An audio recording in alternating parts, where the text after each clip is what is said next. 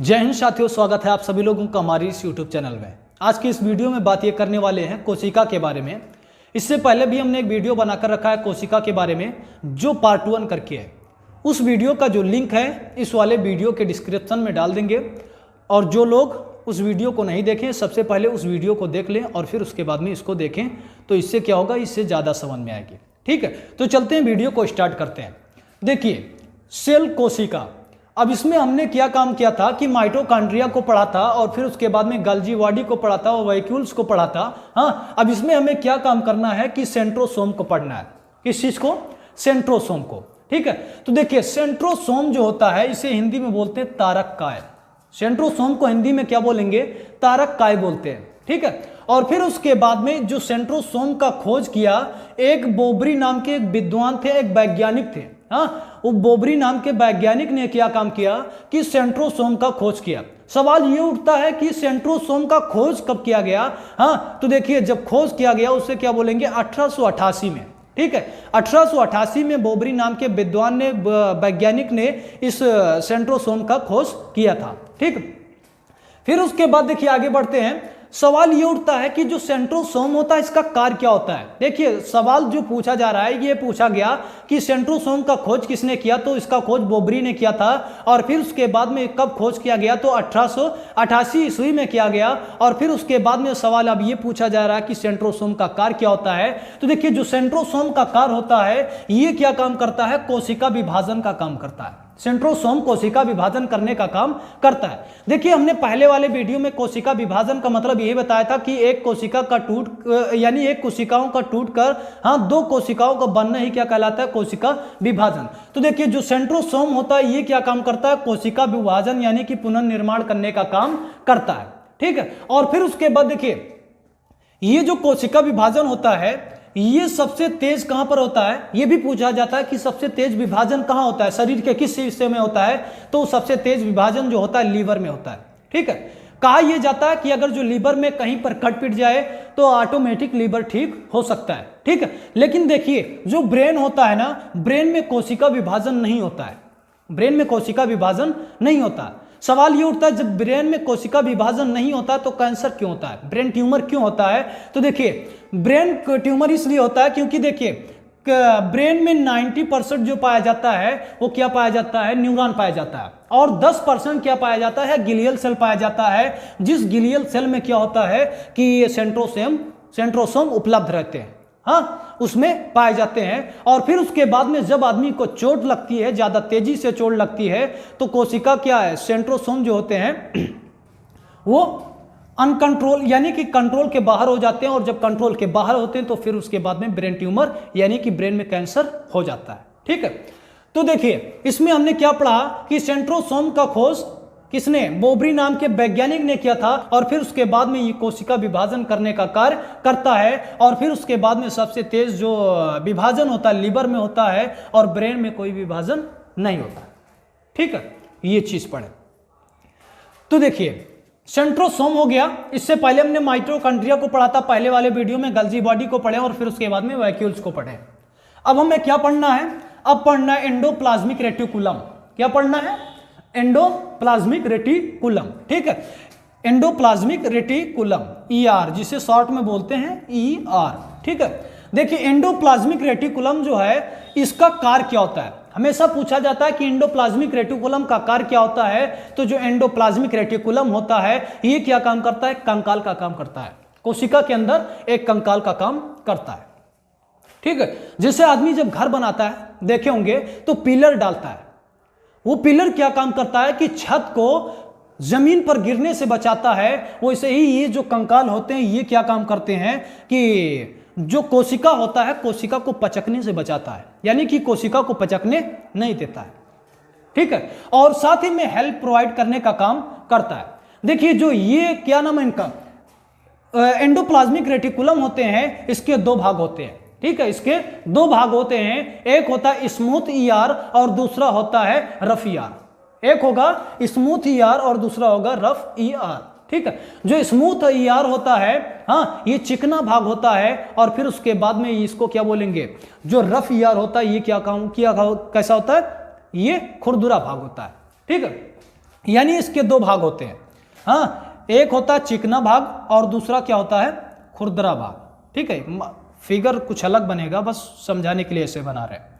ठीक है, देखिए ये हो गया जो चिकना है, ये हो गया स्मूथ, स्मूथ ER। ठीक है, और फिर उसके बाद में ये खुरदुरा भाग होता है, ये खुरदुरा भाग हो गया, फिगर अलग बनेगा, बना दिया। देखिए ये क्या हो गया, खुरदुरा भाग। जो ये खुरदुरा भाग होता है इसको बोलते हैं राइबोसोम, राइबोसोम। ठीक है, राइबोसोम बोलते हैं। ठीक, तो देखिए जो स्मूथ ER होता है, ये चिकना भाग होता है, ये जो चिकना भाग है ये क्या हो गया, ये स्मूथ ER। और फिर उसके बाद में जो खुरदुरा भाग होता है ये क्या होता है, राइबोसोम होता है, यानी कि रफ ER होता है। ठीक है, तो देखिए ये जो चिकना भाग होता है, इधर से क्या होता है कि वसा का निर्माण होता है, इधर से वसा का निर्माण होता है, यानी कि चर्बी का निर्माण होता है। और फिर उसके बाद में ये जो खुरदुरा वाला भाग होता है, इधर से क्या होता है, ये इसको बोलते हैं राइबोसोम। और ये राइबोसोम क्या काम करते हैं, प्रोटीन का निर्माण करते हैं।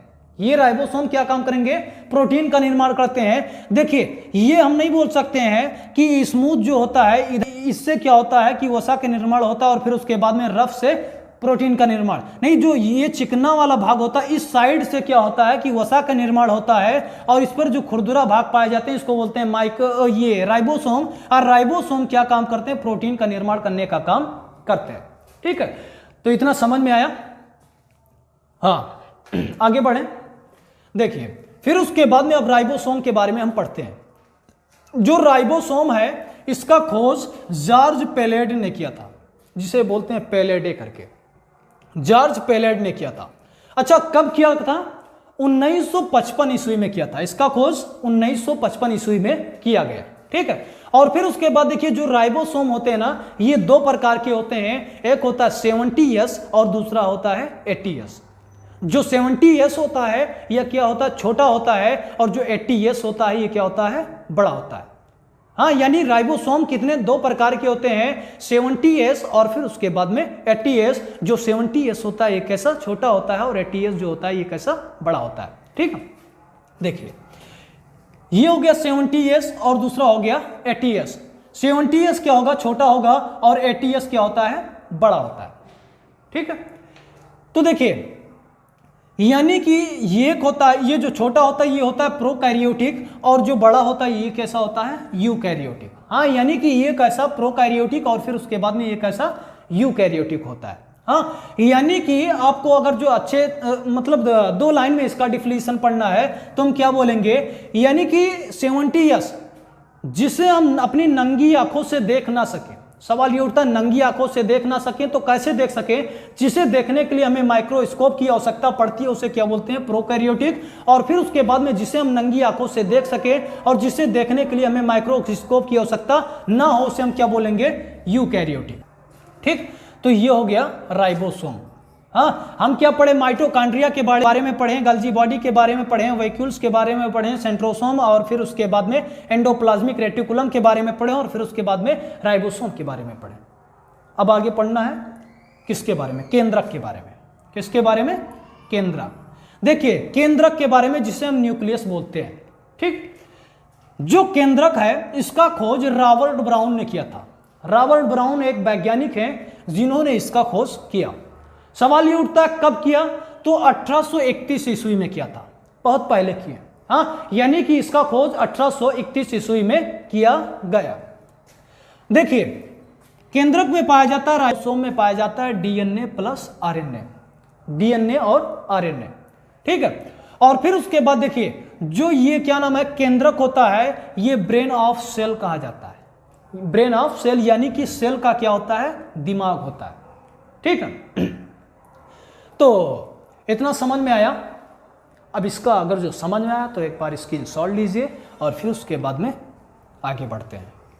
तो देखिए लाइसोसोम का खोज डी डुबे ने किया 1958 ईस्वी में, और फिर उसके बाद में देखिए जो लाइसोसोम का व्यास होता है, हमेशा पूछा जाता है कि लाइसोसोम का व्यास क्या होता है, तो लाइसोसोम का व्यास होता है 0.4, हाँ, U से लेकर और फिर उसके बाद में 0.8 U तक होता है। इसका व्यास 0.4 U से लेकर और फिर उसके बाद में 0.8 U तक होता है। ठीक है।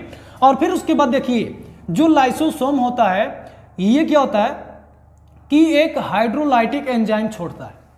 हाँ, इसमें एक बहुत खतरनाक एंजाइम होता है जो हाइड्रोलाइटिक एंजाइम होता है, ये बहुत खतरनाक एंजाइम होता है। हाँ, ये क्या काम करता है, छोड़ता है। ठीक है, कब छोड़ता है अभी बता रहे हैं।